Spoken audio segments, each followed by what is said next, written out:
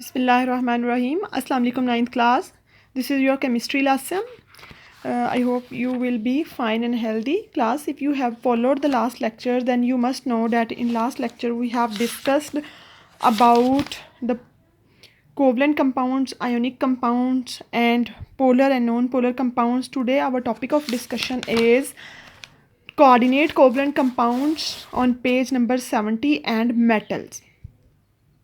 The properties of coordinate covalent compounds are similar to those of covalent compounds because they are also formed by the sharing of electrons like covalent compounds.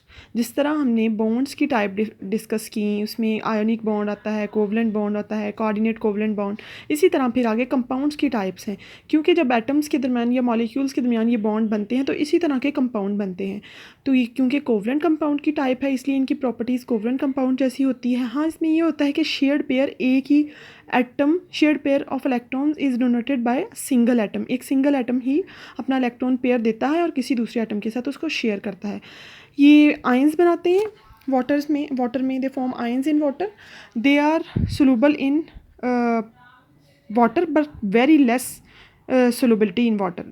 They show very less solubility in water, but due to their covalent nature they form solutions in organic solvents. ये organic solvents में solutions बनाते हैं। इसके अलावा इनको जो है वो rigid compounds भी consider किया जाता है, those rigid compounds that have a dipole. Now I'll discuss about metals. Metals आपको पता है कि solids होती हैं, have greater size. Due to their greater size, they have low ionization energy. Due to the free electrons in metals, as we have discussed in our last lecture, that metal have a pool of free electrons and positively charged protons, so they conduct electricity and very good conductor of electricity. electricity conduct करती हैं और बहुत good conductor हैं electricity के। इसके अलावा इनकी metallic luster होती है, इनकी shine होती है। इसके अलावा they are malleable and ductile, they can be cut, इनको कट करके पीसीज में डिवाइड किया जा सकता है। मेलेबिलिटी कोई यहाँ पे डेफिनेशन है, malleability is the property bye विर्चू of which a metal can be rolled into sheets, while ductility की भी definition, ductility is a property bye विर्चू of which a metal can be drawn into wire, जिसमें wires में convert किया जा सकता है metals को। तो ये दोनों प्रॉपर्टीज़ हैं जिसमें जो मेटल को यूजेबल बनाती हैं बहुत सारे जो है वो इलेक्ट्रिसिटी से रिलेटेड फील्ड्स में, कि इनको शीट्स में या वायर्स में कन्वर्ट करके हम मल्टीपल यूज़ ले सकते हैं इनसे। हाई बॉइलिंग पॉइंट्स और मेल्टिंग पॉइंट्स हैं मेटल्स के, because they have strong bonding in between the atoms.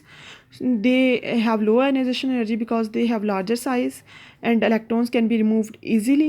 They form cations very easily. They are good conductor of heat and electricity. Next कुछ questions हैं test your cell के, वो हम discuss करेंगे।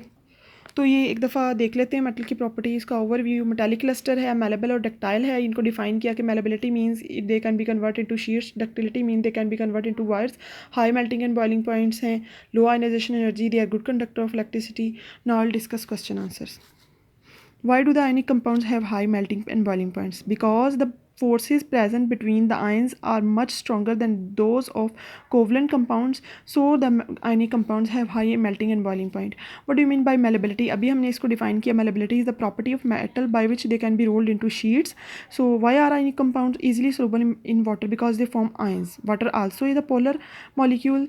Ionic compounds being polar molecules develop ions, so these ions are soluble in water. What type of bond exists in sodium chloride? Obviously sodium make positive ion cation, and chloride is a negative ion anion with a negative charge, so they form ionic bond. Why do the covalent compounds of bigger size molecules have high melting point? Bigger size molecules होंगे covalent compound, तो उनके boiling का melting points increase कर जाएंगे। What is the electron-activity difference between the following pairs of elements? इनमें अपनी electron activity difference बताना है। H और Cl में डिफरेंस है 1.7, इसी तरह H में भी डिफरेंस, इनमें कम डिफरेंस है। ये आप इनकी इलेक्ट्रॉन एक्टिविटीज़ देख लें पॉलिंग स्केल पे, वहाँ से आप इनका डिफरेंस अच्छे से देख सकते हो। हेलोजेंस की इलेक्ट्रॉन एक्टिविटी, हाइड्रोजन की जो है वो कम ही होती है, सोडियम की भी कम होती है। Comparing the electron activity difference among these compounds in increasing ionic strength. Comparing the electron activity difference, arrange these compounds in increasing ionic strength. H और Cl में जो ionic strength है वो सोडियम और आयोडाइड से somehow weak है, जबकि sodium और हाइड्रोजन से स्ट्रॉन्ग है, क्योंकि सोडियम और हाइड्रोजन के दरमियान इलेक्ट्रोनेगेटिविटी का डिफरेंस इतना ज़्यादा नहीं है।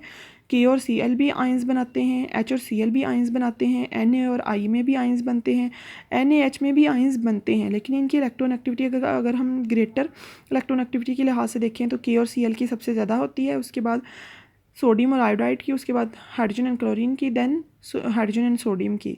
I hope you have understand today's topic. Best of luck and must follow it. If you have any query and question, then ask.